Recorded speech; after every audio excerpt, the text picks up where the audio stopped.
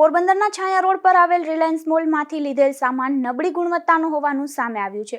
અગાઉ પણ આ મોલ સામે ફરિયાદ ઉઠી હતી, ત્યારે આ મોલ સામે પગલાં લેવા માંગ ઉઠી છે. પોરબંદર શહેરમાં છાયા ચોકી રોડ પર ઘણા સમય પહેલા રિલાયન્સ સ્માર્ટ મોલનો પ્રારંભ થયો હતો. આ મોલમાં વેચાણ થતી ચીજ વસ્તુઓ નબળી ગુણવત્તાની હોવાના ભૂતકાળમાં અનેક આક્ષેપો થયા છે. ત્યારે એક યુવાને રિલાયન્સ મોલમાંથી ખરીદી કરેલ બાજરાના લોટમાં ધનેડા જેવી જીવાત નીકળી હોવાના આક્ષેપ કર્યા છે.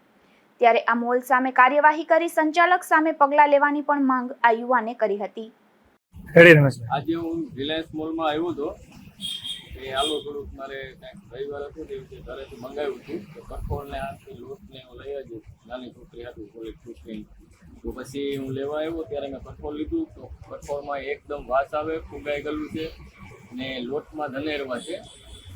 એટલે મેં અહીંયા પછી મીડિયાને ફોન કર્યો કે ભાઈ આવી રીતના અહીંયા છે, અહીંયા આવું હાલે, એટલે એના માટે કાંઈ પણ કાર્યવાહી થતી હોય કાયદેસર કાર્યવાહી કરવામાં સરસ. આ મોલમાં મળતી અમુક જીવન જરૂરિયાત ચીજ વસ્તુ પણ શોર્ટલી એક્સપાયરી ડેટવાળી રાખવામાં આવતી હોવાના પણ આક્ષેપો કરવામાં આવ્યા છે. ત્યારે આ આક્ષેપોને લઈને તંત્ર દ્વારા સઘન તપાસ કરવામાં આવે તેવી શહેરભરમાંથી માંગ ઉઠી છે. અશોક થાનકી, ગુજરાત ન્યૂઝ, પોરબંદર.